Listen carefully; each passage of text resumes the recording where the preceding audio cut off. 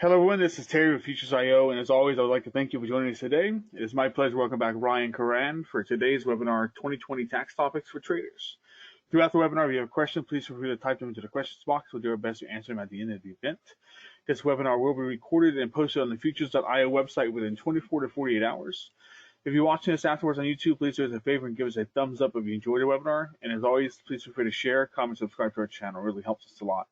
For trading news, events, and information, follow us on Facebook, YouTube, and Twitter using @Futures.io. And please bear with us. Due to the COVID-19 pandemic, most of us are working from home, so you may hear children or animals in the background. Now, without further delay, we'll hand it over to Ryan, and you'll get the pop-up to share your screen again. There's two of your names, so hopefully I picked the right one. No. Okay. All right, she is all yours. Great. Thank you very much, Terry. Hope everyone's doing well and hanging in there in this unprecedented time. Thanks everyone for joining.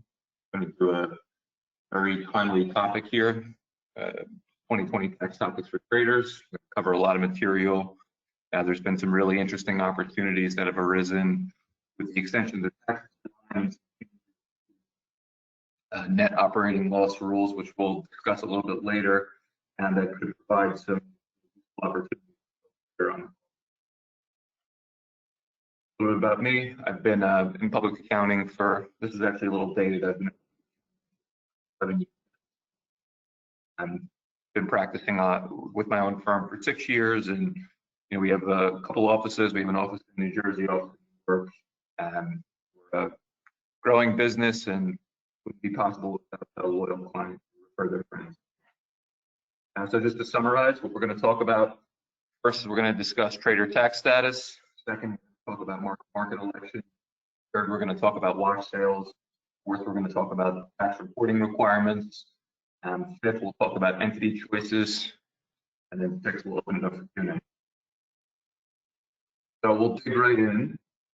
The trader tax status, many of you, I'm sure you're familiar with it, but it's a term that's used to refer to someone who is in the active trade or business of trading securities.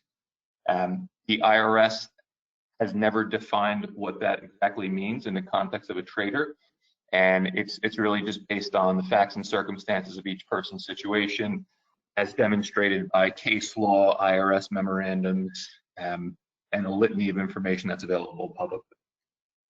So the most relevant IRS publication here is publication 429, Traders and Securities. I'd recommend anyone with an interest definitely read it. There's a lot of great information about what it is to be a trader and the nuances of trader tax in particular.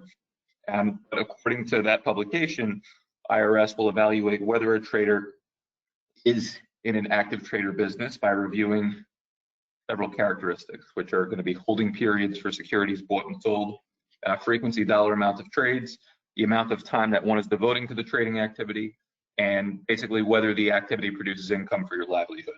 There are a handful of other characteristics, in my opinion, less important. I think these, based on an evaluation of case law, are the most relevant for determining whether someone is actually a trader in the context of tax law. IRS publication 429 also states a trader must seek to profit from daily market moves. The activity must be substantial, and you must carry on the activity with continuity and regularity. So to discuss some of these more nuanced terms here. So substantial trading. I've read a handful of analyses and snippets of tax court cases that have taken place over, say, the past 60 years. One of the metrics that the one analysis that I had read really focused on, which I thought was very clear, very good, was 300 trades. Generally, the courts look at as substantial in the context of trader business with respect to trading. There's one very recent decision from 2008 where 300 trades was not viewed as substantial. There were some other kind of conflating circumstances that gave the court a reason to not hold that the 370 some odd trades that this one person had executed did give rise to substantial equity. Next, continuous and regular. So one who's holding themselves out as a professional trader must be consistently and regularly trading, dedicating a certain amount of hours per day for time that one is professing to be a trader certainly would make logical sense here, and it's something that anyone that's trying to hold themselves out as a trader should be thinking about. Seeking profit from daily market moves. You just need to look at whether you're moving in and out of positions day to day. If you're buying Apple day one and selling it day two, and so on and so forth. These are facts that, if they were stipulated in the IRS, in an IRS inquiry, would support one that is satisfying this profit-seeking criteria. Livelihood. This is a crucial one, right? So if someone's working a full-time job and they're trading at night, or they're taking breaks during the day to trade, they're losing money constantly, arguably, based on the criteria, you could theoretically qualify, but I would argue that that's going to be a huge negative for one trying to convince the IRS that you're a trader. So they're going to look at, are you making money? Are you able to sustain yourself? What else are you doing for money? I think some sensible pieces of advice to avoid this kind of issue of IRS tries to ask. Consider incorporating your trading business. And that would contemplate one, forming a corporation or forming an LLC that elects to be taxed as a corporation. Primary reasons are material participation. The rules for whether one is participating actively in a business is a little bit different and frankly more lenient from our perspective than the rigid set of rules for trader tax status as an individual. A caveat, IRS is still going to evaluate the activity of that business, generally the same, but in my experience, having a separate entity that's filing a separate tax return and that reports, the loss associated with any expenses that you have through a K-1 form, it greatly diminishes the chance, again, from our standpoint, of IRS really, asking questions and looking at it. Document preparation.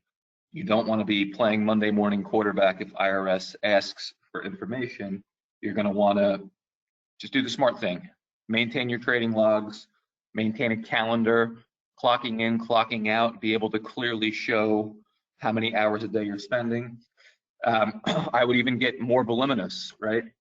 Trading notes, strategies, highlight articles or save articles that you're reading. Again, if you're keeping a calendar, make notes of classes you're taking. The point here is you want to show that you are thoroughly involved in trading, and much of your days are spent trying to, hone your craft and better the activity. So there's some things to keep in mind here. Now, if you take trader tax status, there are some obvious benefits, namely that under Internal Revenue Code Section 162, you get to take ordinary and necessary deductions for operating your trader business. Some examples, which I think most folks are aware of: home office expenses, internet, subscription terminal charges. If you're making money, you can put money into self-employed retirement plans, which is potentially a huge benefit. SEPs, Simples, 401ks, Roth 401ks. You can use an individual 401k, and you can also put in what's called an after-tax 401k contribution, and you can use that to make up to a $56,000 Roth contribution, depending on your profits. So again, if you're making money with trading, having the TTS status is really, really nice. And furthermore, if you end up incorporating, let's take an example where one forms an S corporation, then you can actually take a payroll, right? You can have a W-2 from your entity, and that provides potentially some payroll tax savings for you as well. Self-employed health insurance, really anything that you'd be able to benefit from as a a non-trading business, you're able to benefit from if you can argue and prove, if called on, that you are a professional trader. Just a couple of additional comments here.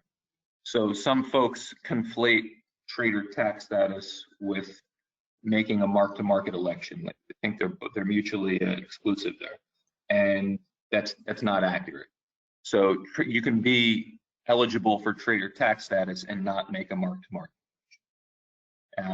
Just to reiterate, court cases have shown that it's purely facts and circumstances based. There's really no objective test. It's all subjective, which is why, particularly making sure you're doing a good job of gathering documents and dotting I's, crossing T's, maintaining logs of what you're doing. Those are the kinds of things that would be crucial in the event of and just to state, another item on mark-to-market elections related to the tax treatment of securities held by a taxpayer. So now we're going to talk mark-to-market election in depth. So traders can make a mark-to-market election under Internal Revenue Code Section 475F. And the point of it is that you can recognize ordinary income or loss on a year-to-year basis. Additionally, the $3,000 capital loss carry forward rules are eliminated. So if you've lost a significant amount of money in 2020 thus far, which is possible given where the markets are, and you make a mark-to-market election, you can deduct that loss in excess of the $3,000, and you can use that to offset other income. If you own rental properties, or if you are employed elsewhere, if you have an interest or dividend income, trust incomes, things of that nature, making a mark-to-market election can offset, assuming there's losses, can offset income from these other places. So if you make the mark-to-market election, it's in force with whatever accounts you actually make the election to. So in a common situation, an individual makes a mark-to-market election and applies to all their accounts with active positions, right? And if you want to get that election revoked, you actually need to ask the IRS to grant it. And IRS will do it, but you still have to kind of jump through hoops a little bit. One of the really interesting nuances of the mark-to-market election, and this is actually found in IRC 475 and regulations, is that you can be specific with the election. So this is really beneficial if folks have investments with futures and normal securities, right? So futures contracts, 1256 contracts, have already built in beneficial capital gain and loss structure, and that it's 60-40, 60% long-term, 40% short-term. So if you have gains, it would not behoove you to make a mark-to-market election on those kinds of contracts, because you lose the preferential treatment of the 1256 long-term capital gains. The benefit of making a wise mark-to-market election is that you can basically bifurcate where the election applies. So if you were to segregate carefully an account that you made a mark-to-market election on, and you communicate that frankly with the custodian of the assets, wherever you're doing your trading, because they can indicate on your 1099 form that you have a mark-to-market election in place. Then you can kind of pick and choose where the mark-to-market's in. So the mechanics of it are a little different depending on entity type. So an individual, you must generally make the election for the current year by the due date of prior year tax return. So for example, if you wanted to elect mark-to-market treatment for 2020, you have to make the election by July 15th of 2020. Now, typically it's April 15th, but with this whole pushback in the IRS deadline, the ability to make the election was actually moved up to July 15th. So you're getting the benefit of a tremendous amount of hindsight if you're a professional trader here. So it's really probably the best opportunity in the history of trading if you want to try and capture some losses or even generate some income for yourself, to pay out self-employed health insurance, retirement contributions, what have you. So this is really important, and I think you should keep it in mind. an existing business. So if you already have an operating business and you've had securities in it, or you want to put securities in the existing business and trade through a business, technically you have to file this 3115 form, change of accounting method, and it has to be filed by, in this case, July 15th, 2020. Typically, it would be, actually for an S Corp and a partnership, it would be March 15th of 2020, because that's the date of the current year return. One other point, election is as of right, meaning it can't be denied if properly filed. So if you form a new business, this gives a little bit of interesting kind of tax planning. If someone is thinking about getting into the business later in the year, getting into the trading business later in the year, and they're thinking about trading personally or through a business, in this context, it would almost undoubtedly make sense to form a separate business, because you have flexibility to make the election through that new business. So essentially, you don't have to file by those due dates that I mentioned, or you don't have to file that with a new business.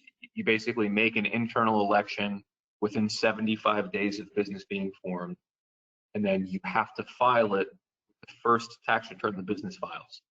So if you have a trading business that was started in October of 2019, for example, you make sure that you have this internal piece of paper that says you're mark to market for accounting. Doesn't get shown to the IRS within 75 days. The due date of the S corporation return for 2019 is technically July 15th, 2020. So you would have, you have to file with your with the 2019 tax return that mark-to-market election. So in that way, it's kind of a little bit of a backdoor way to make sure the election gets done, and it gives you, again, a little bit more hindsight, if you will, to decide what to do. Now, this comes up all the time. I mean, folks that haven't made mark-to-market elections, what's the relief? So generally speaking, there is no reasonable relief, in my opinion, for the late filing of mark-to-market.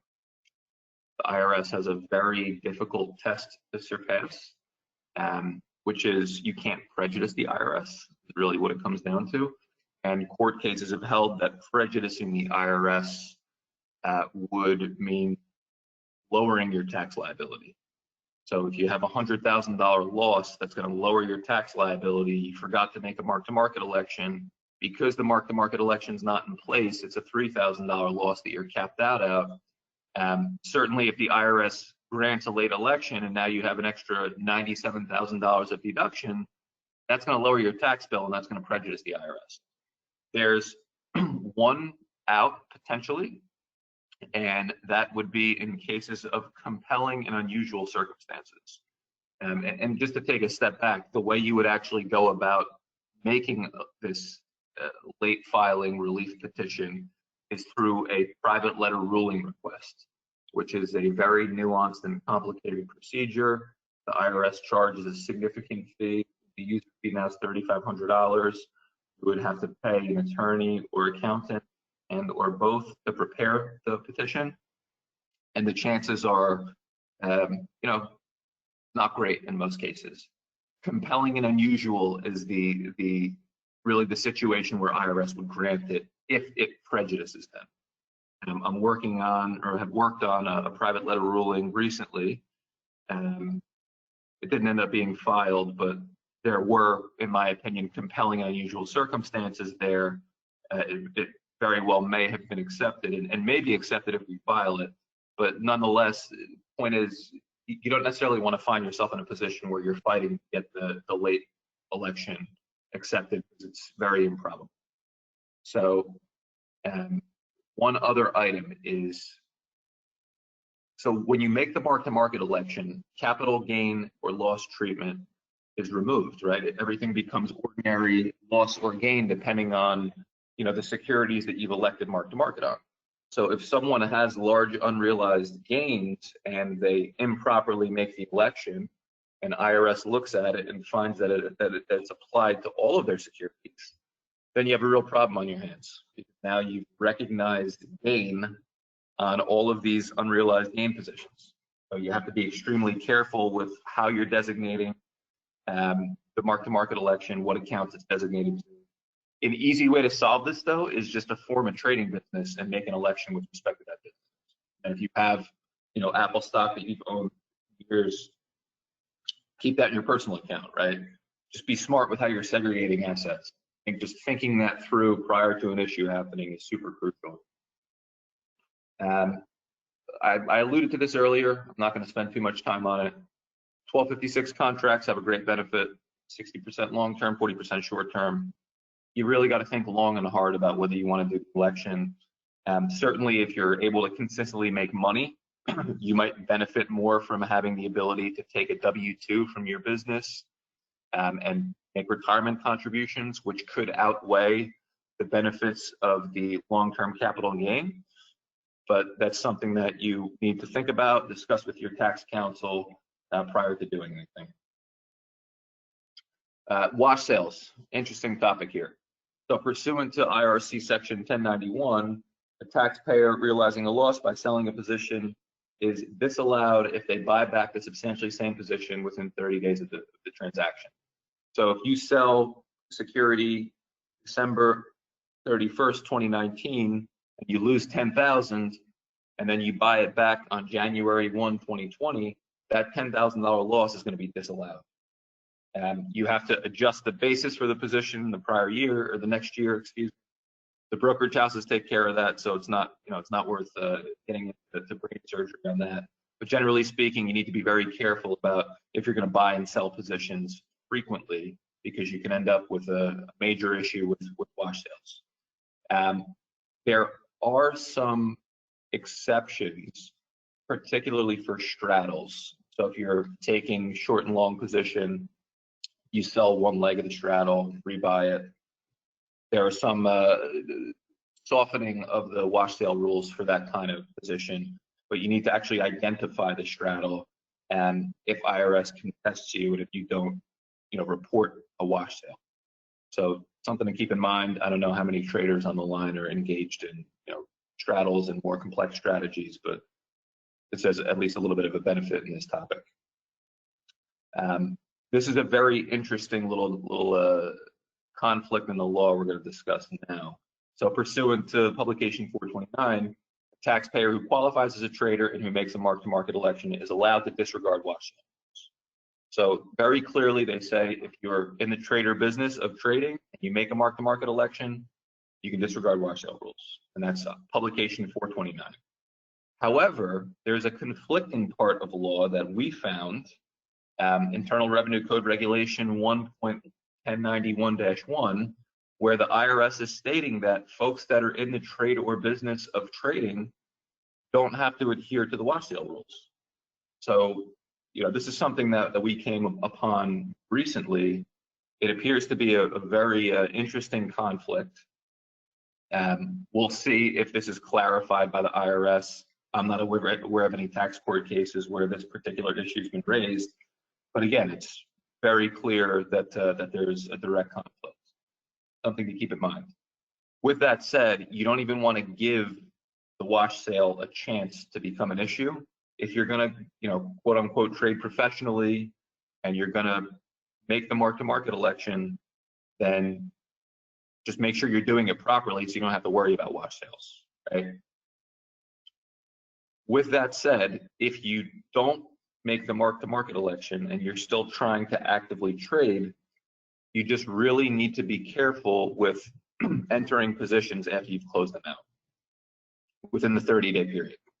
Certainly, if you're going to give 30 days in between trades for the same stock, God bless, right? Then you're not going to have an issue. One other note is that the wash sale rules apply to substantially similar positions as well. So generally speaking, if you're going to sell Apple and buy Microsoft, that's not going to trigger the wash sale rules. But if you're buying certain index funds, like if you buy an iShares SPY fund, you sell a Vanguard SPY fund, IRS can arguably say that those are substantially the same since they're comprised of the same bucket of securities underlying, right? To bear in mind. Reporting requirements.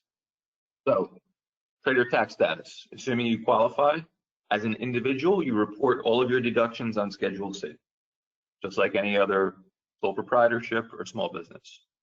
If you're a business entity that's filing a separate tax return, the expenses are taken on the 1065 form, the 1120 or the 1120S, all on page 1 of those forms as just ordinary business deductions. If you've made a mark-to-market election, the gain or loss from the mark-to-market election is reported on Form 4797, Part 2, as an ordinary gain or loss. Interesting nuance here. So, generally speaking, if you've generated securities gains or losses during the year, you're selling in your Schwab account, you sell once a month, everyone's seen a 1099 form. You can usually just summarize those transactions in one line on the tax return for each particular bucket. So what we typically would do is, let's say it's a Schwab account. We'll put Charles Schwab, account number, short-term covered. Make sure the codes are proper on the Schedule D, file it. With a mark-to-market election, you have to disclose each position separately. So there are more rigorous reporting requirements. There are some softwares that will generate the attachment. That's crucial. You need that.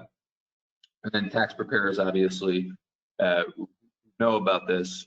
You could just attach the form to the electronic file authorization that gets sent to the government. Nonetheless, you need to be adhering to these rules and you should be aware of them, because if you don't, IRS can kick returns back and they can even assess information reporting them. 1256 contracts reported on Form 6781, unless mark-to-market. If mark-to-market's been elected, then it goes on 4797, Part 2. Entity choices. One moment.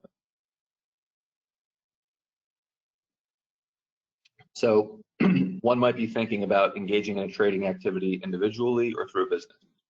So as an individual, audits historically, in our experience, and I think the facts will bear this out based on data that IRS releases, generally they occur more with someone, an individual that has a Schedule D, and certainly a Schedule C, certainly a Schedule C that has losses every year. Definitely going to attract attention. IRS has a 3-year hobby rule. So, if the Schedule C has losses every year for 3 years, arguably, IRS is going to look at the return. They might not do anything with it, but it's certainly a flag. There are no business retirement plan contributions available under this strategy. Okay.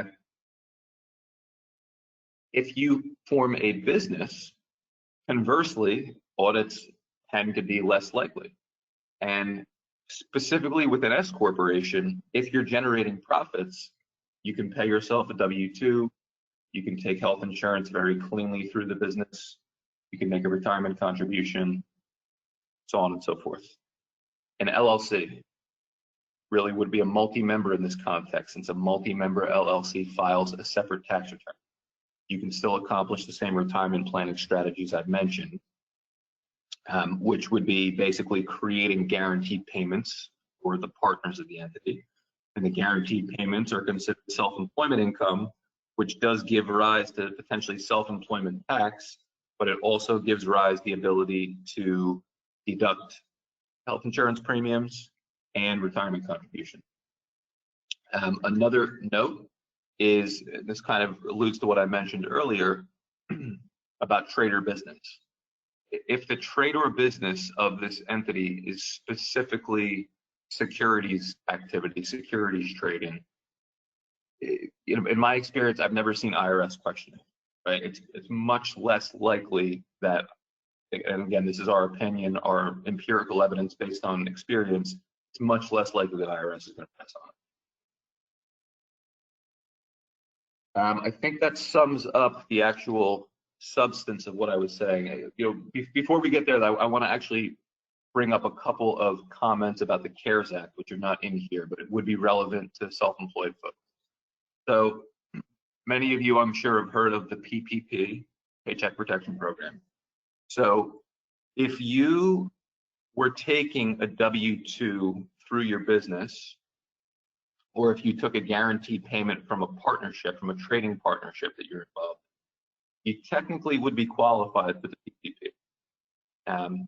Arguably, you'd even be qualified for pandemic unemployment assistance, you know, if you were making money and if something happened to you, if you were affected by COVID negatively, you know, again, arguably you could make an application for pandemic unemployment. So that's definitely interesting.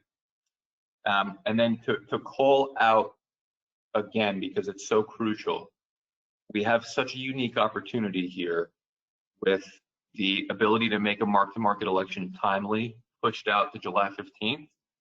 You could, if you lost a bunch of money in February or March, I mean, you can make this election and you can carry back the loss 5 years, which was not allowed under the new tax law. And you could potentially get refunds back if you had taxes paid in for a period, you know, 5 years from when the loss happened. So if you make the election in 2020, God forbid you have large losses, carry the loss back to 2015 and forward. So it's you know, it's really something that I think is going to be beneficial to folks that may have lost money and should hopefully soften the blow.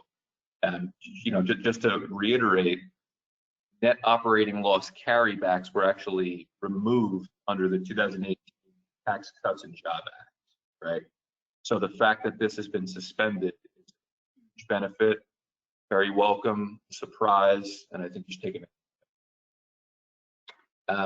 On my conclusion slide, I have to call attention to, you know, the disclaimer here. So I'm commenting, I'm rendering my opinions on what I've seen, interpretations of tax law, reading countless articles. I'm not providing any specific advice, tax or investment, and just please be guided accordingly. I think we'll open it up to questions. Okay, let's see what we have.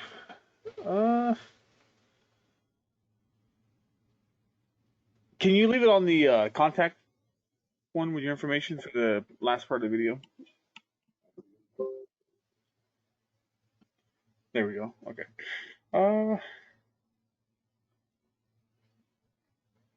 Any tax issues with trading with an overseas FX broker and declaring FX profits as a 1256 contract capital gains?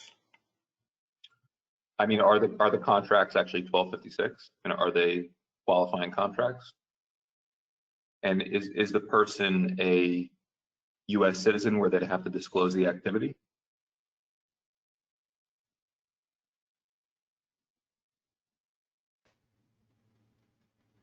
I'm waiting to see if he responds. Another question is, I have already filed my taxes for 2019. Do I need to wait until next year to file the TT status or TTS status? You don't need to if the facts and circumstances of your trading activity for 2019 warrant TTS, trader tax status, then you can amend your 2019. Okay.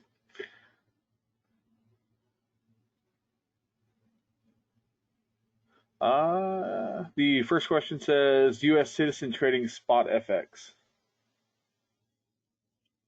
So if the contracts qualify as 1256, and you'd really have to look at what the nature of each contract is to determine whether it would qualify. But I mean, assuming it does, sure.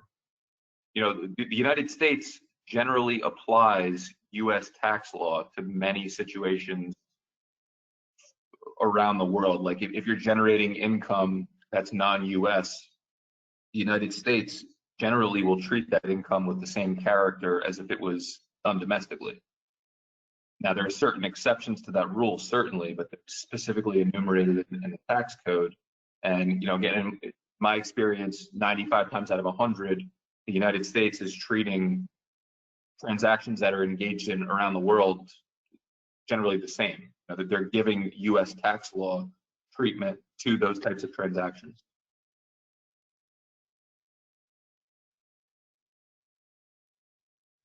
Okay. Another question says, I trade futures through a self-directed solo 401k. I am self-employed. My broker sent me a 1099B, but it's a 401k account. The 401k is in a trust. How do I make the IRS acknowledge I should not pay tax because it's a 401k? Good question. So the 1099 should be titled to your 401k tax ID. I'm assuming you have one. And the actual tax ID should be registered with IRS as a retirement entity. And in that way, IRS knows that it's a non-taxable entity. Okay.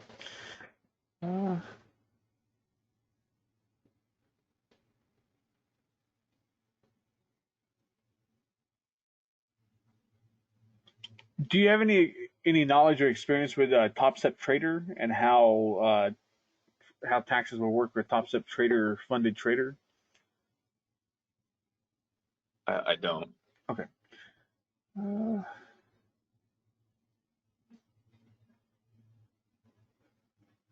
Are there any online tax preparation sites that work better for traders? I mean, TurboTax integrates trading data just fine. Okay. I mean, you know, for sophisticated trading activity, though, I think you're giving yourself a disservice by preparing on TurboTax. I think that it makes sense to use a professional, and I'm not self-promoting, but I'm keeping it real based on my experience. But yeah, I mean, TurboTax integrates well with, you know, virtually any major brokerage platform. Okay. Let's see. If trading only 1256 contracts in an LLC partnership, then there is no ordinary income to offset expenses. Should QBI be invoked, given that it hurts rather than helps the taxpayer? Very good question. So if you only had deductions and all of your 1256 contracts just triggered, you know, a K1 that shows that, so you report that in your personal return, I mean, QBI would end up hurting because you'd have negative QBI, right? So if you had other QBI from other sources, like say you had a rental partnership or something personally that had profit, you could end up minimizing the QBI deduction personally. With that said, if you are spending the requisite amount of time in the partnership, then you may not have a choice. I mean, you know, QBI, if you rise to the level of an active participant, QBI really should be reflected. Okay.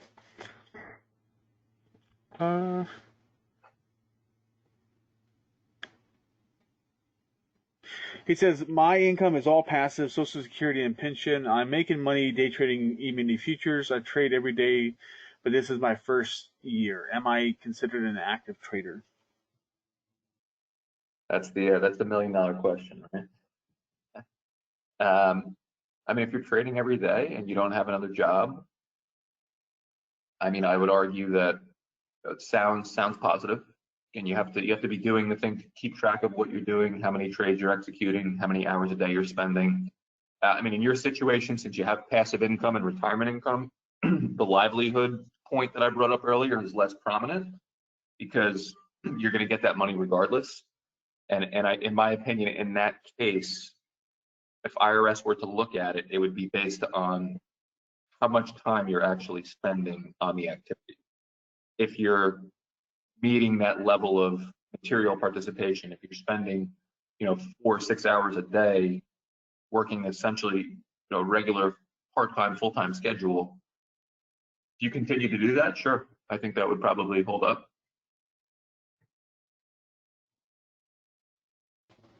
Okay.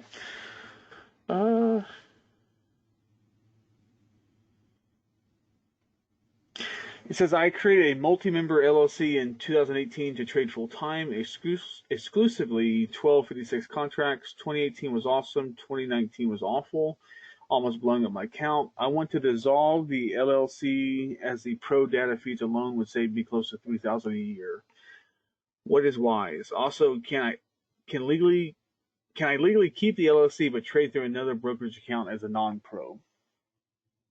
Yeah, you could absolutely keep the LLC and just trade through another brokerage account. Or it goes back to, well, taking a step back though, did the entity make a mark-to-market election? I mean, if it did, then the 2019 loss would be helpful, presumably. If it did not, it's a moot point. But the mark-to-market election would be enforced just for the LLC account. So if you were going to open up a new account personally or through another business, the mark-to-market election would be enforced. Yeah, he said no mark-to-market.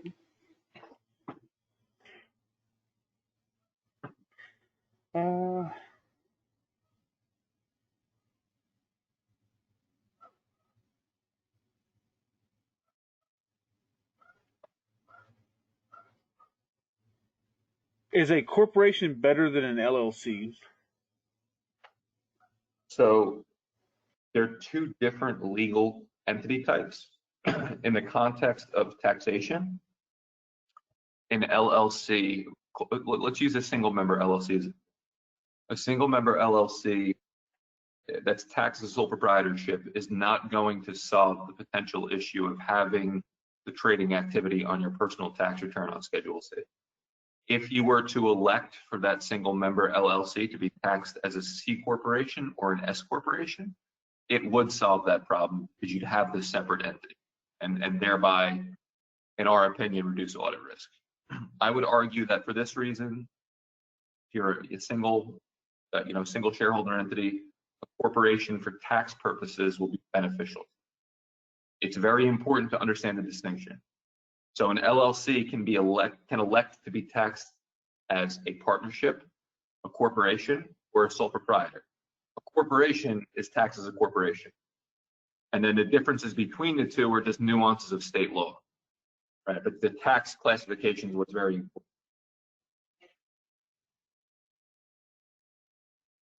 Okay.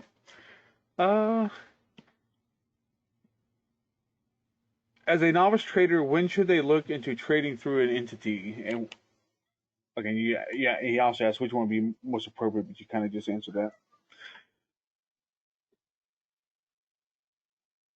So at which point should a novice trader start to look through an entity?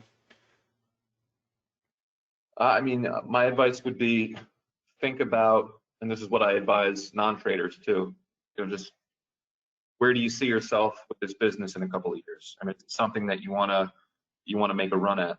Go through the effort of spending the money to get the entity formed and structured properly. I'd say if your horizon's longer than a year on trading, then it's probably worth exploring. If it's something that you don't know you're going to be doing in a couple of months, I mean, obviously account balance is notwithstanding, it's all your money, then it's a non-factor. But again, if you're serious about it, if you're learning, if you intend to make a run of it, then you should be organized, just like any other. Okay. That looks like all the questions. Thank you for the webinar today, the information, and for spending some time with us this evening. My pleasure. Thank you very much. Thank you.